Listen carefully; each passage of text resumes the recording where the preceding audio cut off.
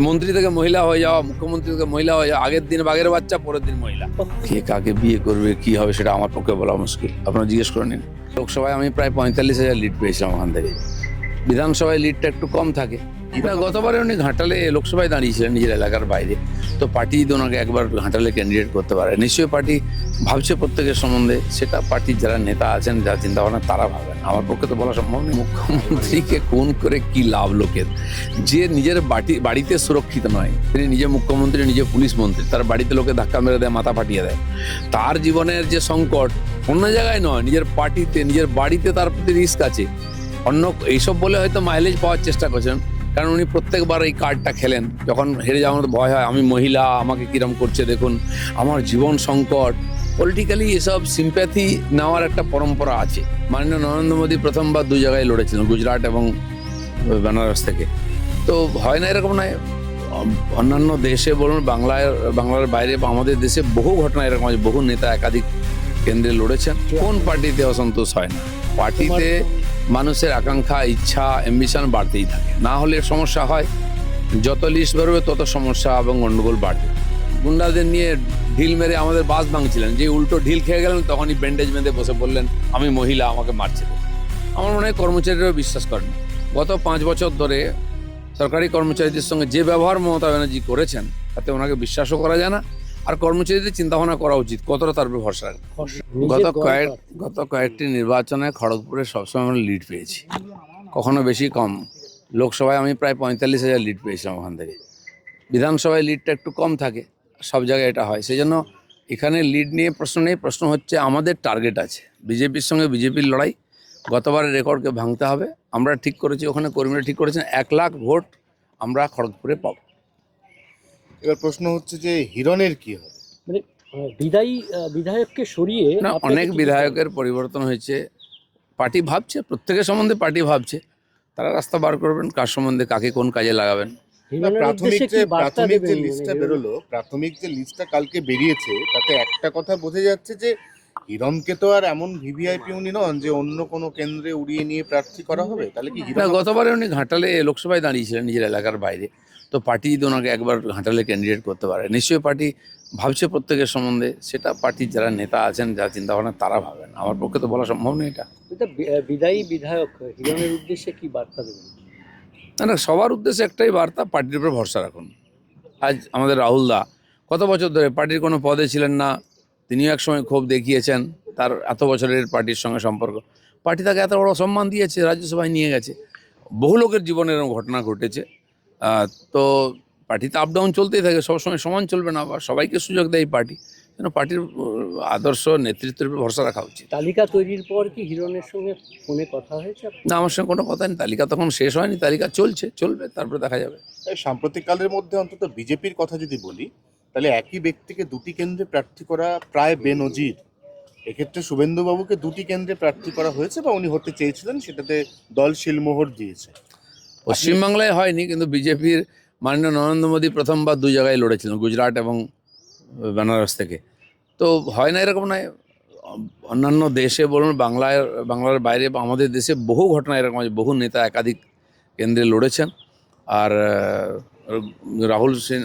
রাহুল গান্ধীও বোধহয় সাউথে আর আমেঠিতে লড়েছিলেন। তো এরকম নজির আছে। পার্টি প্রয়োজন মনে করেছে, তাই এটা সিদ্ধান্ত নিয়েছে।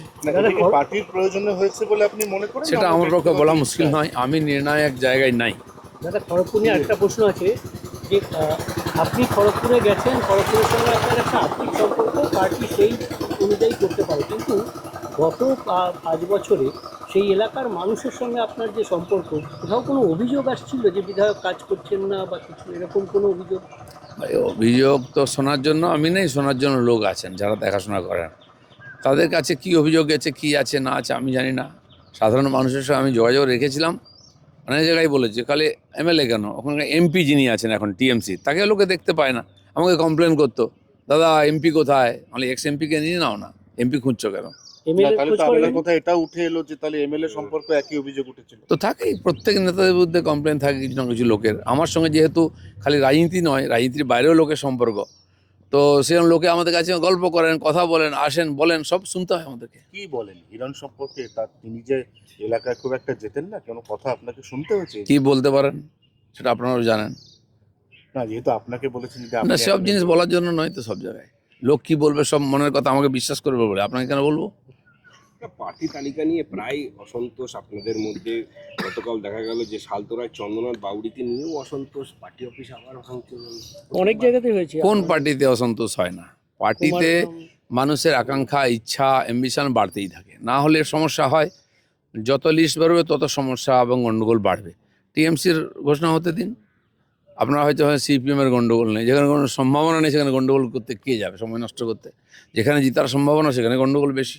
আচ্ছা, সবাই প্রথমে ধরে নিয়েছিল যে রাজ্যের শাসক দলই প্রতি বছরের ট্রেডিশন মেনে প্রথমে তালিকাটা তারাই প্রকাশ করবেন। গতকাল বিজেপি একটা বড় চমক দিয়ে দিয়েছে, অন্তত গুরুত্বপূর্ণ। বিজেপি এগোচ্ছে, বিজেপি জিততে চায়, পরিবর্তন করতে চায়, সে যেন স্মার্ট হয়ে গেছে। বিজেপি আগেই ঘোষণা করে দিয়েছে। এতে কি মানে এই যে ভবানীপুরে শুভেন্দুবাবুকে নাম ঘোষণা করিয়ে দেওয়া, এটা কি তাহলে পরোক্ষে মমতা বন্দ্যোপাধ্যায়ের উপর চাপ তৈরি? উনি তো ডিসাইড করবেন এখন যে আমি কোথায় নামাবো। রাজনীতিতে অনেক রকম চাপ সৃষ্টি হয়, এটাও একটা চাপ ধরে নিন। হিরণ চট্টোপাধ্যায়ের দ্বিতীয় বিয়ে করা, এটা কি তার একটা বিপক্ষ? কে কাকে বিয়ে করবে কি হবে সেটা আমার পক্ষে বলা মুশকিল, আপনারা জিজ্ঞেস করে নিন।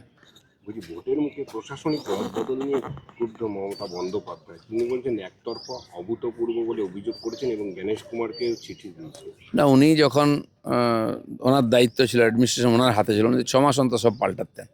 মানে এমন পাল্টাতেন, জামা পাল্টায় যেমন লোকে, অফিসারদের এরকম ফুটবল খেলতেন। তো উনি কেন ভাবছেন যে ওনার মতোই চলবে সব কিছু? উনি নিজের মতো সাজিয়ে রেখেছেন। নির্বাচন কমিশন দেখেছেন এই অফিসাররা এসআইআরে সহযোগিতা করেননি, এমনকি সুপ্রিম কোর্টের যে আদেশ সুরক্ষা দেওয়ার ব্যাপারটা এসআইআরে ইত্যাদি তারা করেননি। আর এদের নিষ্ঠা সংবিধানের প্রতি নয়, আদালতের প্রতি নয়, এদের নিষ্ঠা মুখ্যমন্ত্রীর প্রতি আছে। তো সেই জন্য এখন তো নির্বাচন কমিশন আর আচারসংহিতা লেগে গেছে, তো তারা চাইবেন যে কোনো ব্যক্তির প্রতি নিষ্ঠা এমন লোককে রাখা ঠিক হবে না। যে সংবিধানের প্রতি নিষ্ঠা আছে, পদের প্রতি, তাই তেমন লোককে রাখা উচিত, নাহলে ফ্রি ফেয়ার ইলেকশন হবে কি করে? দাদা, খসড়া কবে তালিকায় এলাকায় যাচ্ছেন এবং কবে থেকে আবার এলাকায় আপনি পরিচিত হবেন? আমি আগামীকাল যাচ্ছি, যাব, আগে কর্মীদের সঙ্গে দেখা করব, কথাবার্তা বলবো, শুনবো, ছোট ছোট বৈঠক করব। সব পুরনো কর্মীরা অনেকে হয়তো বসে আছেন, তাদেরকে অ্যাক্টিভ করতে হবে, তাদের সঙ্গে কথা বলতে হবে। তাহলে এবার কি আপনার কলকাতায় দেখা কম মিলবে, খড়গপুরে আপনাকে বেশি দেখা যাবে? হ্যাঁ, কলকাতায় আমার তো কোনো কাজ নেই, বাকি পার্টি প্রচারে যদি আমাকে কোনো কাজ দেয় সেটা করব। বাকি খড়গপুরকে কেন্দ্র করেই আমার চেষ্টা থাকবে। খসড়া তালিকা- মুখ্যমন্ত্রী জীবনহানির শঙ্কা করছেন, বলেছেন আমাকে খুন করার চেষ্টা করছেন, যদি কেউ খুন করে তার দিকে প্রধানমন্ত্রী। মুখ্যমন্ত্রীকে খুন করে কি লাভ লোকের? যে নিজের বাড়িতে সুরক্ষিত নয়, তিনি নিজে মুখ্যমন্ত্রী, নিজে পুলিশ মন্ত্রী, তার বাড়িতে লোকে ধাক্কা মেরে দেয়, মাথা ফাটিয়ে দেয়। তার জীবনের যে সংকট অন্য জায়গায় নয়, নিজের পার্টিতে, নিজের বাড়িতে তার প্রতি রিস্ক আছে। অন্য এইসব বলে হয়তো মাইলেজ পাওয়ার চেষ্টা করছেন, কারণ উনি প্রত্যেকবার এই কার্ডটা খেলেন। যখন হেরে যাওয়ার মতো ভয় হয়, আমি মহিলা, আমাকে কিরম করছে দেখুন, আমার জীবন সংকট। পলিটিক্যালি এসব সিম্প্যাথি নেওয়ার একটা পরম্পরা আছে। ওনার এক মন্ত্রী গুন্ডাদের নিয়ে ঢিল মেরে আমাদের বাস ভাঙছিলেন, যে উল্টো ঢিল খেয়ে গেলেন তখনই ব্যান্ডেজ বেঁধে বসে বললেন আমি মহিলা, আমাকে মারছে দেখুন। তো মন্ত্রী থেকে মহিলা হয়ে যাওয়া, মুখ্যমন্ত্রী থেকে মহিলা হয়ে যাওয়া, আগের দিন বাঘের বাচ্চা, পরের দিন মহিলা, এইসব ড্রামা অনেক দেখেছি আমরা। ডিএ নিয়ে তো নাটক চলছে, ডিএ দেওয়া নিয়ে নাটক চলছে। বলছে 11 বছর নয় 4 বছরের বকেয়া ডিএ দেবে সরকার, এবং 2016 থেকে 19 4 বছরের ডিএ দুভাগে দেওয়া হবে। না চালে বিশ্বাস নাই, যতক্ষণ না পকেটে আসছে, অ্যাকাউন্টে আসছে কর্মীদের, ততক্ষণ পর্যন্ত দেবেন, এটা আমি বিশ্বাস করি না। আমার মনে হয় কর্মচারীরাও বিশ্বাস করেন না। গত 5 বছর ধরে সরকারি কর্মচারীদের সঙ্গে যে ব্যবহার মমতা ব্যানার্জি করেছেন, তাতে ওনাকে বিশ্বাসও করা যায় না। আর কর্মচারীদের চিন্তাভাবনা করা উচিত কতটা তার উপর ভরসা রাখবেন। খসড়া তালিকায় বিচারাধীন বাসিন্দা কলিতা মাঝি, তাকে আউসগ্রামে বিজেপি প্রার্থী করেছে। ঠিক আছে, সেটা তো বলেছে সুপ্রিম কোর্ট বা এর আদালত দেখছে। যারা আগে ছিল প্রার্থী, তাদের কাছে ভোটার ছিল, তাদের ডকুমেন্ট আছে। বললাম 2002-এ ভোট দিয়েছে, লিস্টে নাম ছিল, এমন লোকেরও নাম বাদ গেছে। বহু লোকের ক্ষেত্রে হয়েছে। তারা হয় আদালতে যাবেন, না নির্বাচন কমিশনকে তারা তার ডকুমেন্ট দেখিয়ে আপিল করবেন। কমিশন বলছে এবার ওয়েবকাস্টিংয়ে যদি বিচ্যুতি ঘটে তাহলে সেখানে পুনর্নির্বাচন করা হবে। কতটা মানে দেখুন, এইসব প্রতিশ্রুতি আমরা আগেও শুনেছি, বহু কমপ্লেন বিরোধীরা বা আমরা করেছি। গতবারেও চেষ্টা হয়েছিল, কিন্তু সফল হয়নি। আমি আশা করব পশ্চিমবাংলায় ফ্রি ফেয়ার ইলেকশন করার জন্য এগুলো খুব সিরিয়াসলি করা হবে, কারণ জনতা চায় এ ধরনের ব্যবস্থা, যাতে নিশ্চিন্তে তারা ভোট দিতে পারেন। বিরোধীদের কথা থেকে মান্যতা দিয়েছেন কমিশন। মান্যতা তো এখন কাগজে হয়েছে, ব্যবহারে হওয়া চাই। যেমন ওনারা রিস্ক নিয়েছেন, চ্যালেঞ্জ নিয়েছেন, দুটো ফেজে ইলেকশন করবেন, এটা খুব বড় একটা ঐতিহাসিক স্টেপ। এটাকে সফল করে দেখানোটা খুব বড় চ্যালেঞ্জ।